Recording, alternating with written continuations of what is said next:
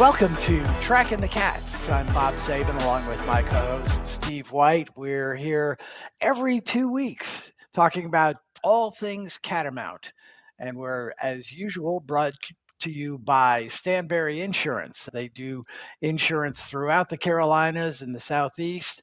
They will cover any of your needs in insurance, and they have 4 offices to serve you, one in Silva, Highlands, Clyde, and Waynesville.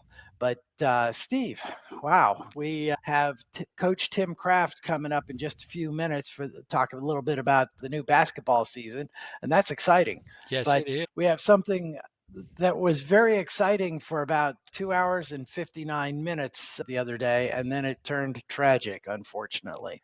Yes, I tell you, I have not seen that kind of excitement, I guess, intensity, enthusiasm in a football stadium in Cullowhee since I really think the 94 game with App State, which set the attendance record. I don't think we've had anything that's really, well, maybe approached, but not to that level that we had Saturday for the game against Mercer. And I'm sure homecoming had a lot to do with that. That helped.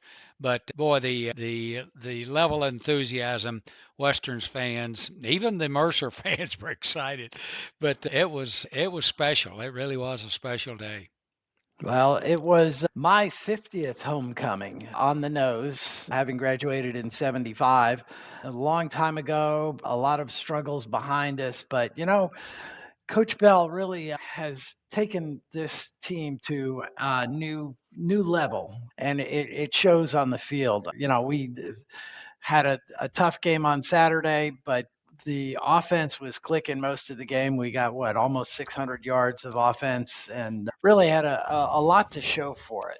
Yeah, sure did. And that performance by Taron Dickens, he did not win he got an honorable mention national honor. Didn't even get the Southern Conference honor for the offensive player of the week. Well, and I can understand why, because we didn't win the ball game, and that usually goes to a guy that leads his team to win.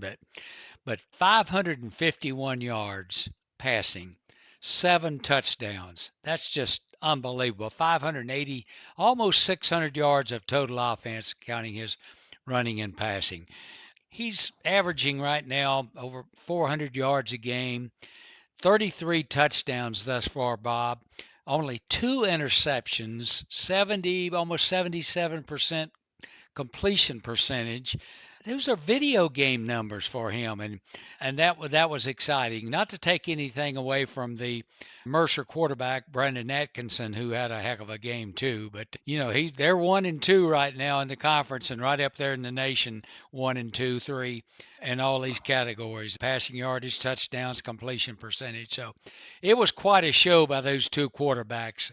And unfortunately, I kept thinking there at the end of the ball game. In other words, what do we want to do here with that last drive? We had a couple of timeouts. Do we want to go ahead and try and score? And I'm sure this was, now I'm not saying, I don't want to put my words into anyone's ears or mouth or anything like this, but I've got a feeling that Coach Bell was maybe thinking, if we score with like a minute to play or something like this, as quickly as Mercer has shown they can score, don't give them the ball back. We don't want to have a situation where they get the ball back after we would say score and take the lead 50-49 and let them, all they would have to do is get in field goal range, and they were very capable of that. Gosh, felt so bad for Marcus Trout.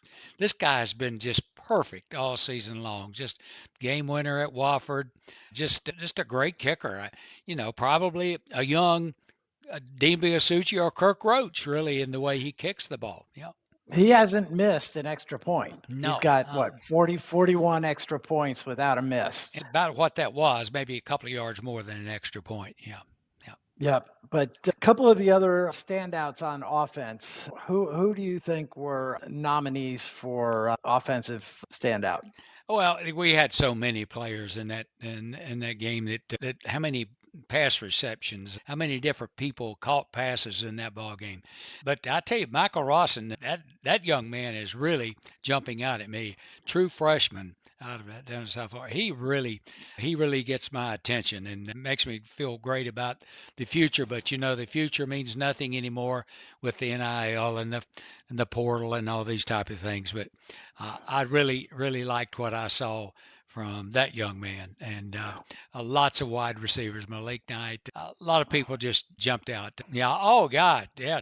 Boy, I tell you, he is as a pass receiver and as a runner.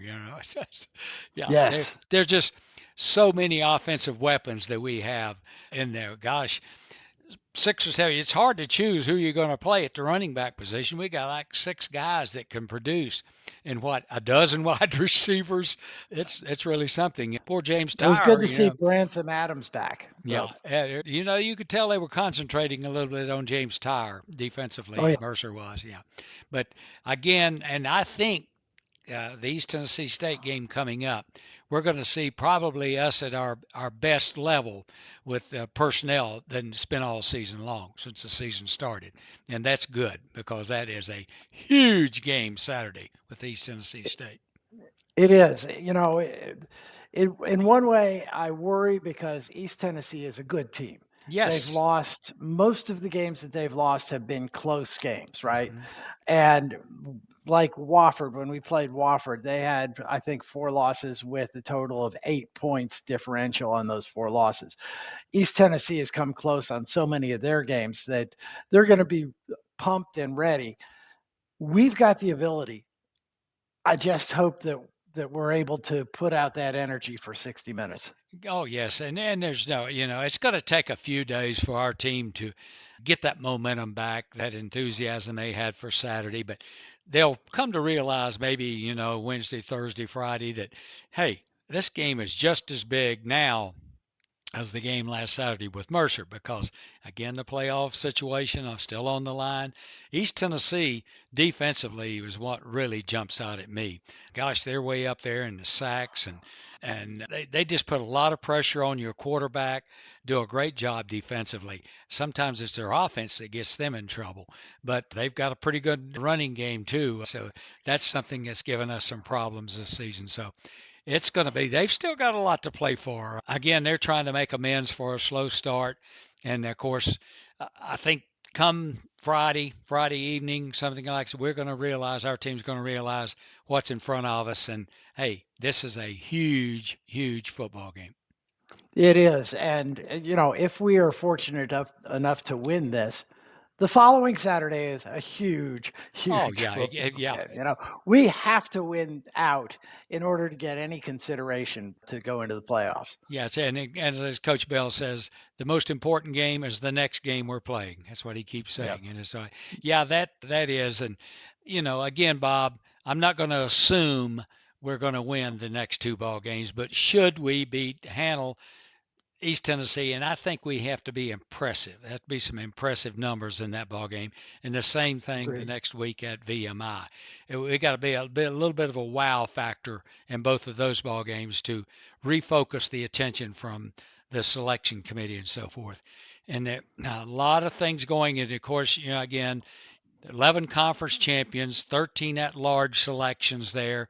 And I've looked at this thing, tried to analyze it, and I see only about 6 or 7 possible open spots right now at large because the Missouri Valley and the Big Sky, they always seem to take up half of your at-large teams, and sometimes the Coastal Athletic Conference used to be the Colonial Athletic Conference, the Richmond, William and Mary League over there and so forth, Villanova.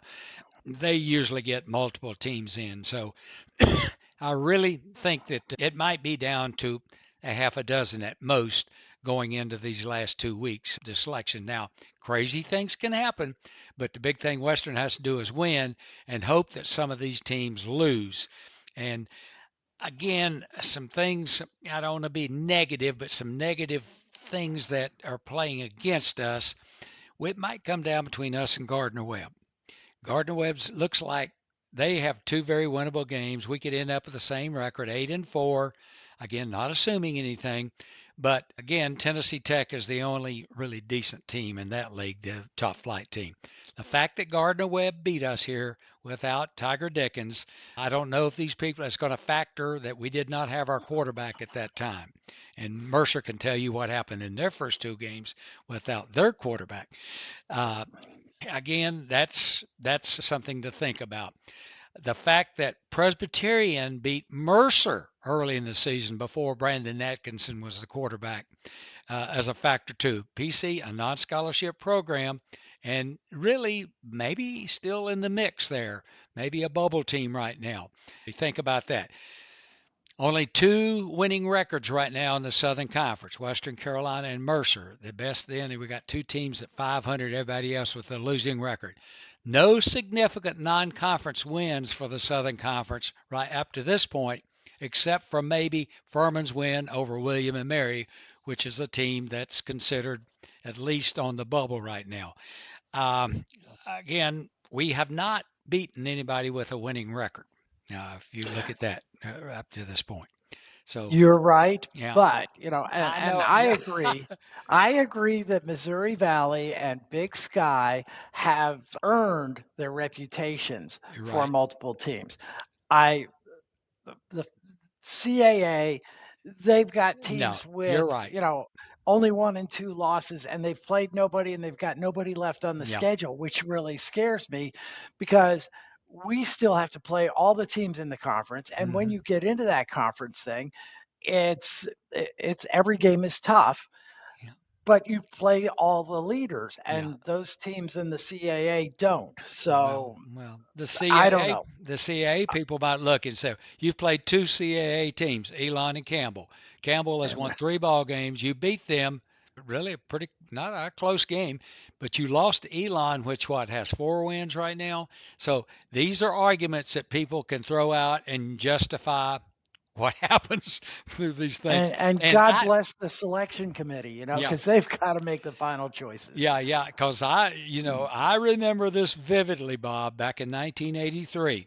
When we came, we had a heck of a football team that eventually went on to play for the national championship. Pulled off three upsets to get to that point. Got in by the skin of our teeth. Very similar situation to we have coming into this year. We had to win convincingly in our last couple of ball games because we got off to that bad start. Remember losing to Clemson, Wake Forest, almost lost to East Tennessee State in the third game, and came on so strong at the 9 consecutive weeks there without a loss, and so but I again it came down to that night, and I'm sitting up there in the press box looking at the Middle Tennessee Tennessee Tech game, the Northeast Louisiana against Northwestern State. Northeast is 8 wins. Tennessee Tech, Middle Tennessee had 8 wins. They were playing teams that had won 2 and 3 ball games that season. Upsets. They lose. We get in on a split vote, and the rest is history. Maybe they should look back at that and see what this Western Carolina team. Look what they did. 2000. I mean, how long ago? 20, 30 years ago. You've No, been talking about 83 all year and the comparisons yeah, between the two. Let's just pray and hope that yeah, we wrap this thing up and earn our spot in these playoffs, because we've got the capability. We got yeah. to step into see basketball and talk to Coach Kraft. He's in the wings waiting for us. Let's move that way. For today, we've got head basketball coach Tim Kraft on the line. Steve and I have been able to bring you in here for a third time, so you are a record-setting guest of ours so far, and we appreciate your willingness to meet with us as often. But you have had a tough start with two very difficult power teams in Cincinnati and Duke, and you've got a couple more coming up in December. So this is going to be a pretty strange and difficult start to the season for you with out of conference. That being said, our fans have very little knowledge of the team, with only 6 upperclassmen returning and 10 freshmen and redshirt freshmen and sophomores on the team. Can you give us a little bit of a thought on how you've seen these guys play, not only over the last couple of months, but in the first couple of games? Sure. And we've got half of our team was here last year, and then half of them are new. So we got about eight returners and 8 new players. It's a pretty good mix of being able to have some continuity from last year's team, which is really important. And so it's been a good, we had a good summer, had a good fall preseason, and we've been a little bit. We've had a couple guys dealing with some injuries, but the team has improved throughout practice, and now it's trying to get game experience. And we had the exhibition at home against Brevard, and then these 2 power conference teams on the road with Cincinnati and Duke, and then we have 3 in a row here at home, which is really exciting. So Yes. the non-conference is always it's a process of trying to kind of figure out who to play, when to play them, and that takes some time. We got a lot of guys. We got a lot of depth. I think that's a real strength for us. It will be our depth, is our depth. I think the things that I think we've done well consistently is rebound. That's been a big emphasis for us, both on the offensive and defensive ends. And, we got kind of historical number of rebounds against Brevard in the exhibition, and then out-rebounded Cincinnati, a Big 12 team on the road. And then, at Duke, we got out-rebounded, but, we shot such a low percentage that they had a lot of rebounds to get on the defensive end. But even against Duke, we got 15 offensive rebounds. And so I think that's probably the thing we've done most consistently well. Again, we're excited to play here at home on Thursday and against Voorhees, which is a NAIA program out of South Carolina. And then we've got Stetson coming in on Sunday, and UNC Asheville the following week. So we're excited to kind of get through those first games and get some experience, and then continue to grow. Coach, other than the revenue produced in the first 2 ball games, what are the positives, maybe the negatives, if there is such a thing, in playing teams like Cincinnati and Duke this early in the season? Is there how you look at it as a coach? Yeah, since I've been a head coach, Steve, I've always, it was 11 years at Gardner-Webb, and then here at Western. So I've always been in a position as a head coach where these games are necessary to play for revenue, both for the school and now, with NIL, for us to build a roster that's going to compete in the Southern Conference, we have to bring in money some way. And so, this is one of the ways you can do that. But I would say that there's some really good things about it. Again, my whole career, we've played 4 to 5, Power 4 type of games in the non-conference. So this is really nothing new for me. And I know Western has played a lot of those in the past too. I think from a positive standpoint, our players want to play those games. They want to challenge themselves against the best players in the country. They want to have a chance to go and play in some of the most historical kind of venues in college basketball, like at Cameron Indoor Stadium. There's only a handful of players that get a chance to do that. So I think that's a positive. Your players really want to do that. I think it brings exposure to your school. When we played at Duke, we were on the CW, and it's millions of homes all across the country that were watching our game. So that's just that's a boost to the university. Not just our program, but it's great marketing for Western Carolina University all across the nation. So those are some positive things about it. I think the other thing that I like as a coach is it kind of puts your team right in the pressure cooker, right away. And it's going to be hard. There's going to be some adversity because the players are really good, the crowds are big, the coaching's really good. So there's going to be some adversity, and so it allows your team to have to deal with frustration and disappointment and in all the different areas, and then figure out how to stay together, how to continue to play hard, how to focus on the things you can control, which in basketball is so important. It's so important because it's such an up and down, ebb and flow game of runs that your ability to mentally focus on the next play and stay connected as a team through adversity and frustration is one of the most important things in terms of having a winning team, winning program. So, going to play really good teams, puts you in that situation where you're going to have to handle some adversity. And then the other thing I would say is, hey, you get a chance to try to win some of those games, right? I mean, we're going to try to go those places to win. We didn't win or come close to winning these last two.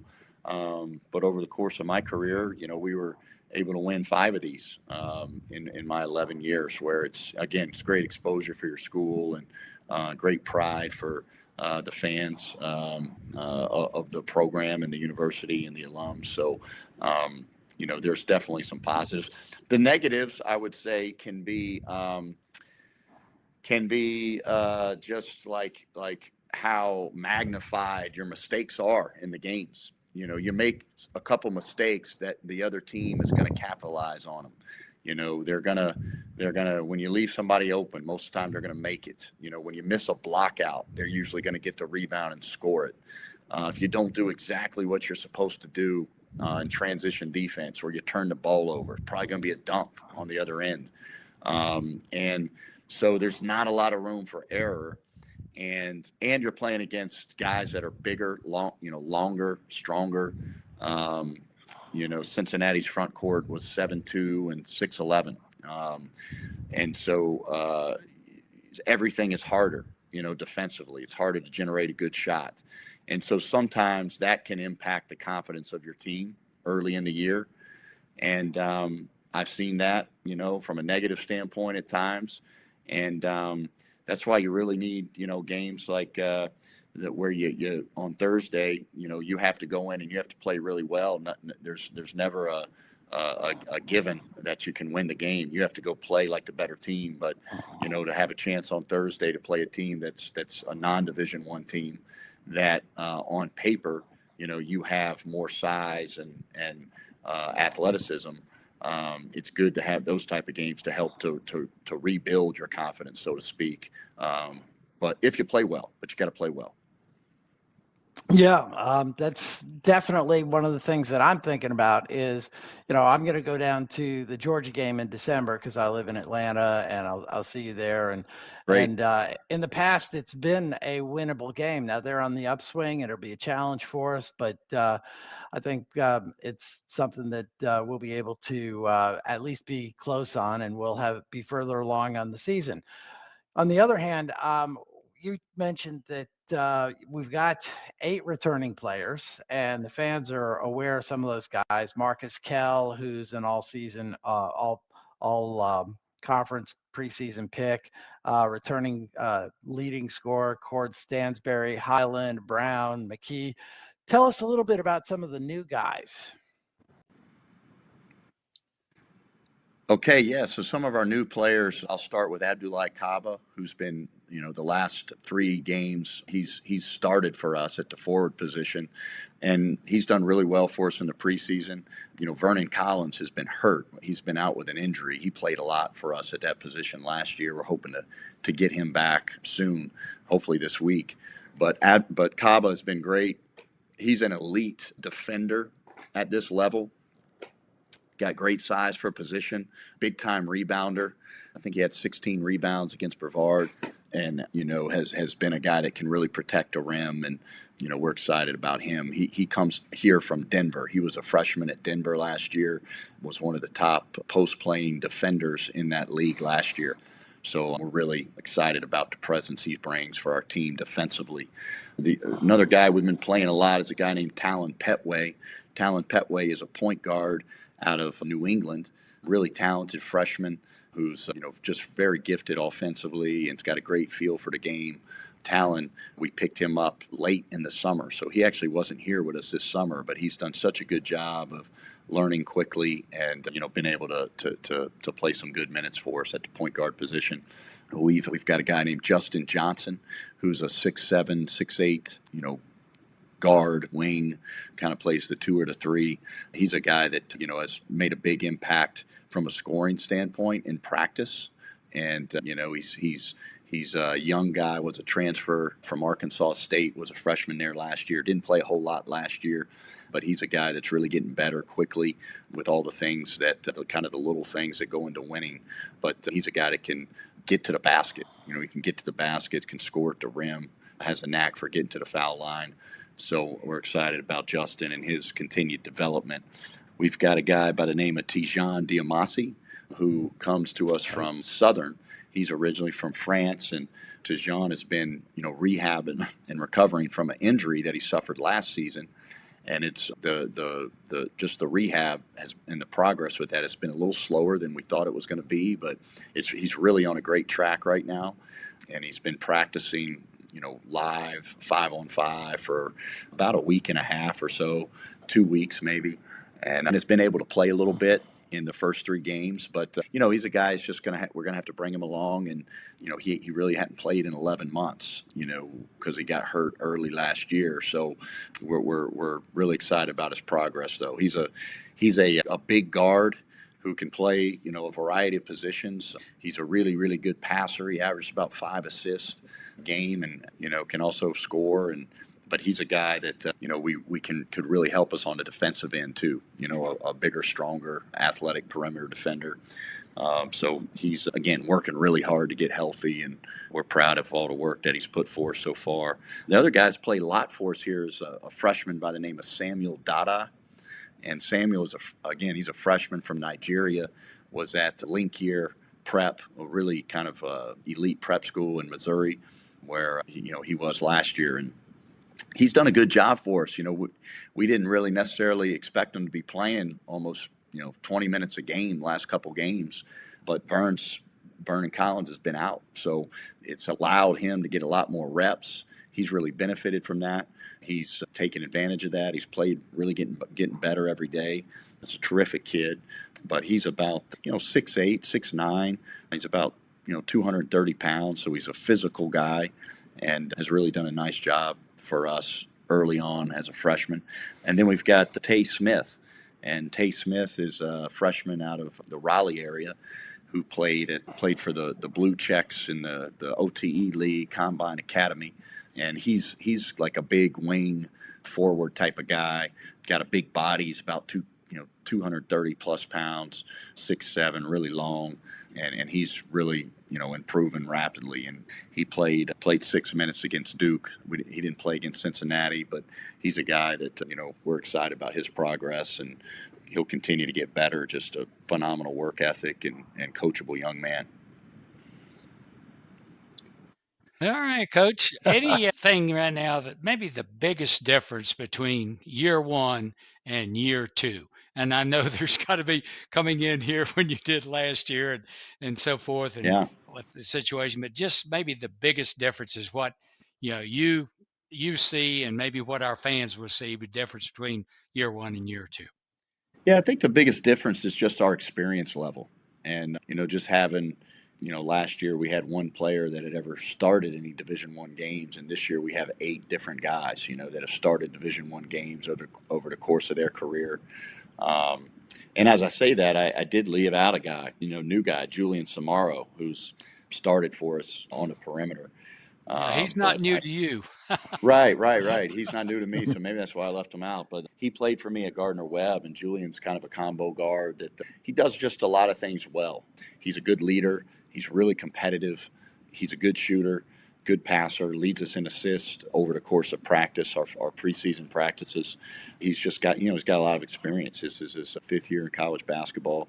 So he's also a solid defender. He's played in our system from our time together at Gardner Webb. So, I've been thankful and pleased to see him really get off to a good start in these first two games where, he's been pretty consistent, scoring 12, 14 points a game in those two games and shooting the ball well. So I'm just looking at my box score here, and I've somehow missed his name. But I would say that, Steve, the biggest difference is the experience of our team, just guys that have played in Division I games. And last year we didn't have that, and that's a big deal. It's a big deal. So we're like everybody else early in the year, trying to kind of figure out a lot of things, rotations and who to play, who not to play. Some of that's just got to work itself out with who, guys kind of earning roles. It's been a good group to work with, and I'm thankful for the team and their work ethic. Yep. One of the things that fans love to talk about, particularly post game, is the officiating. And it seems like Southern Conference officials take more guff than a lot of other places. But have you noticed, are there any new rules that you need to be aware of that they're going to be calling things on, or that you've got to follow, your players have to be aware of during the games? There's not a lot of big changes. There's not a lot. One of the things that they're trying to do is speed up the games. And so I think the fans will appreciate that.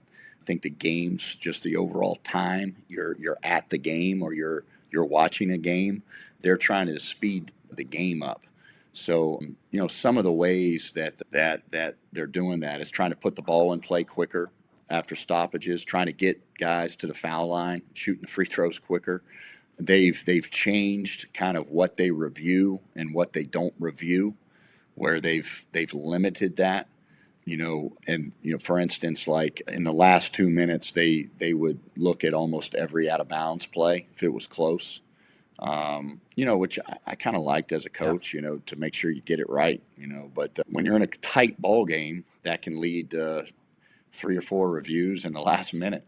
And that last minute can all of a sudden take 30 minutes of real time. So they've limited that where they're not just going to the monitor on all those type of things. And then they've given a coach's challenge where you can challenge a call. And so, if there's an out of bounds play that you think they missed in any time in a game, you can challenge that. And there's only a couple things you can challenge, three things you can challenge. It's, goaltending or basket interference throughout the course of the game. It's out of bounds plays, and then it's restricted arc plays.